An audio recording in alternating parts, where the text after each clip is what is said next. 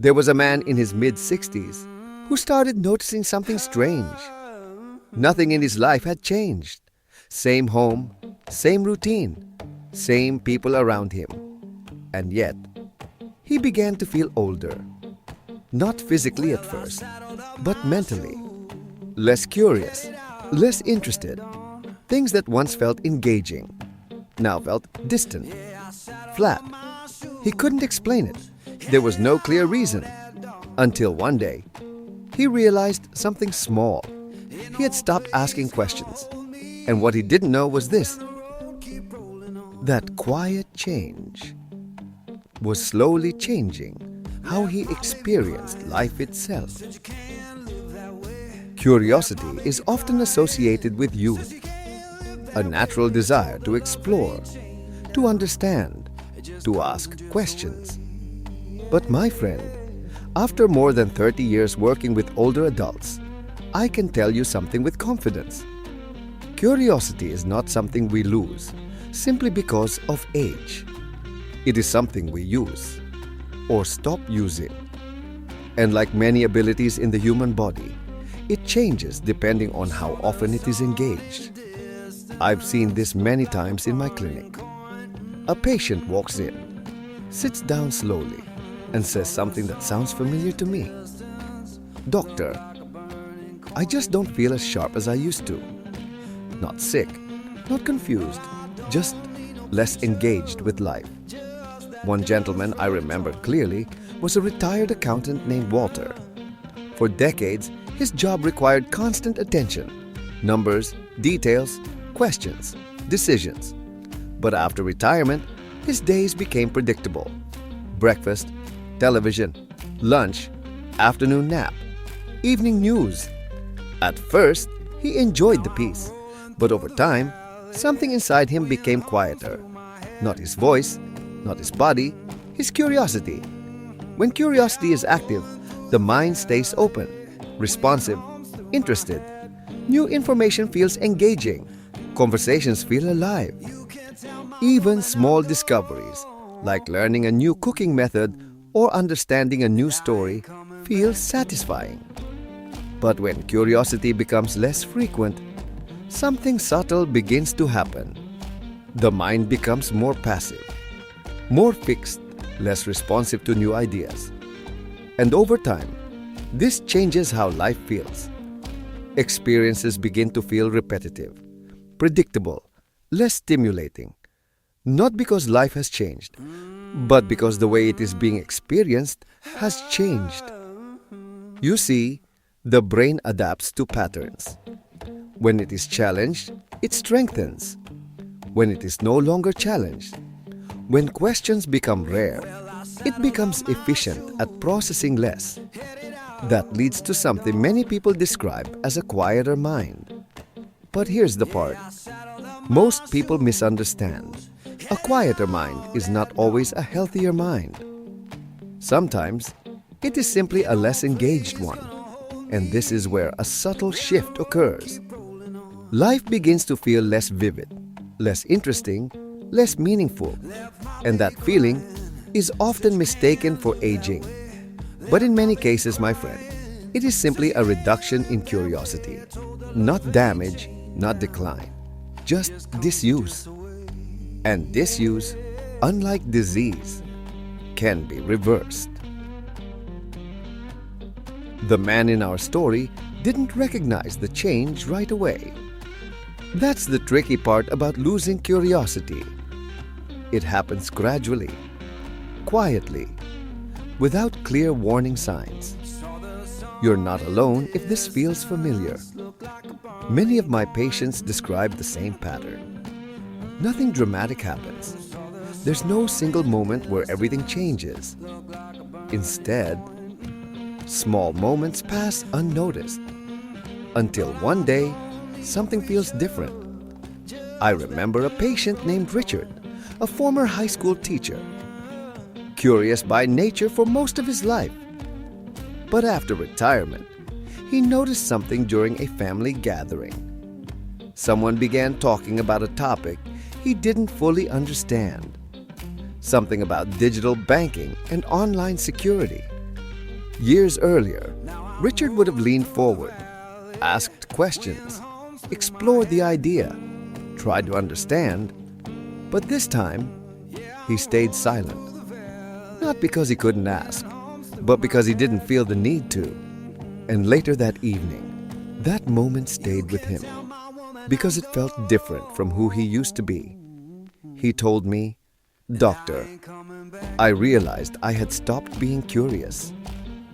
That awareness alone was powerful because once you notice the shift, you can begin to change it. So Richard decided to try something simple, not complicated, not overwhelming. He began asking questions again, small ones, natural ones. When watching television, he asked, "Why does that happen?" When talking to family, he asked, "How did you learn that?" When reading the news, he asked, "What does that really mean?" At first, it felt unfamiliar, even unnecessary, like using a muscle that hadn't been used in years. But he continued, and slowly, something remarkable began to happen. Conversations felt more engaging. His mind felt more active, more present, more alert. And what surprised him most was how quickly that sense of interest returned.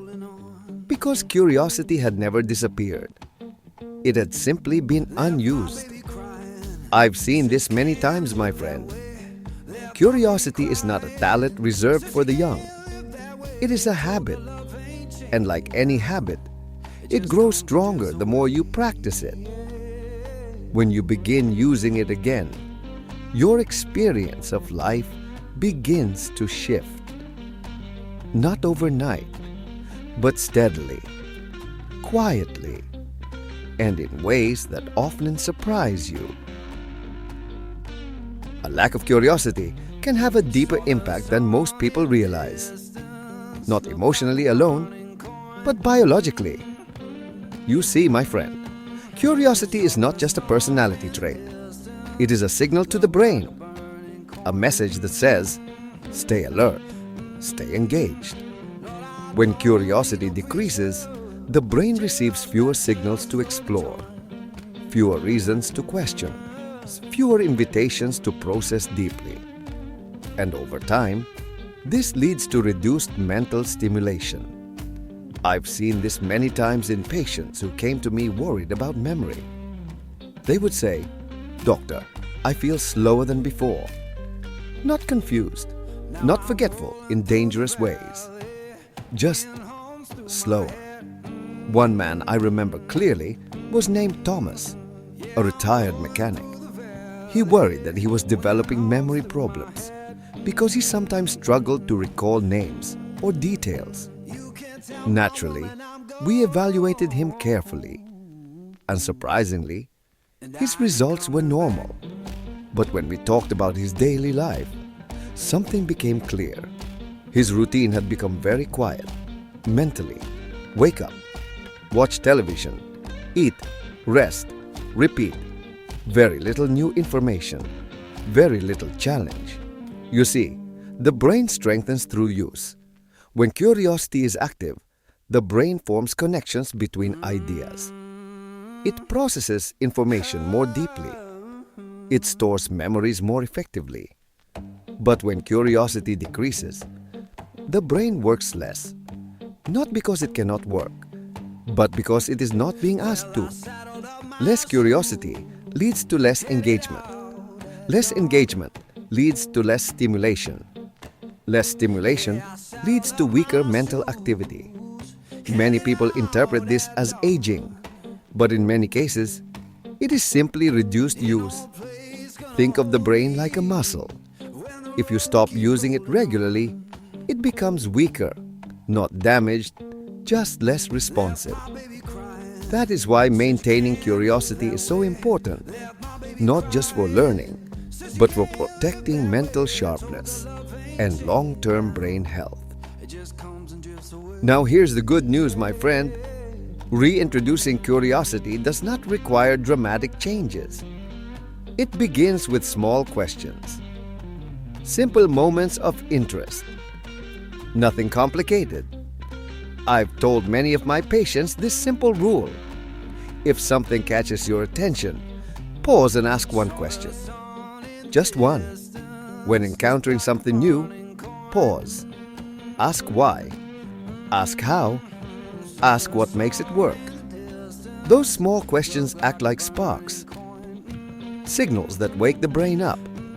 I remember a widower named Daniel who came to see me after losing his wife. His days had become quiet. Television filled the hours. One afternoon, he told me about watching a nature program. A bird flying across the screen caught his attention. Instead of ignoring it, he asked himself, why do birds travel such long distances every year? That question led him to read a short article, then another. Weeks later, he told me something meaningful. Doctor, I feel more awake. Not younger in body, but more awake in mind. Conversations are another powerful opportunity to rebuild curiosity. Instead of only listening, ask something small. How did you learn that? What made you interested in that? These questions keep the mind active. Another helpful habit is reading. Even briefly. Not heavy textbooks, just interesting material. Even 10 minutes a day can make a difference. Because consistency matters more than intensity. When curiosity becomes part of the daily pattern, the mind responds. It becomes more engaged, more flexible. Feeling older is not always about the body. Sometimes it is about the mind, the sense of interest, the curiosity that shapes how we experience life. You're not alone if you've ever felt that quiet shift, the sense that life feels flatter than it once did, less surprising, less engaging. I've heard this concern from hundreds of patients across the years, and almost always, there was one silent habit underneath it. They had stopped asking questions. Not suddenly, just gradually. Routine replaced exploration. Familiarity replaced discovery. But here's the truth I want you to remember, my friend. Curiosity is not lost. It is unused, and anything unused can be used again. I remember a patient in his late 70s who told me something that stayed with me. Doctor, I thought growing older meant feeling less interested in life. But now I realize I had simply stopped paying attention. That realization changed everything for him. He began noticing small details again. The sound of morning birds, the way sunlight moved across the wall, the stories behind everyday conversations. Nothing dramatic, just attention, just curiosity. And slowly, life began to feel fuller again, more engaging, more meaningful, because curiosity creates awareness, and awareness creates connection. Connection to people, connection to the world. So if you've been feeling older lately, more tired in spirit than in body, ask yourself one simple question. When was the last time I asked something new? Because sometimes, the difference between feeling older and feeling alive comes down to one small habit. Asking just one more question.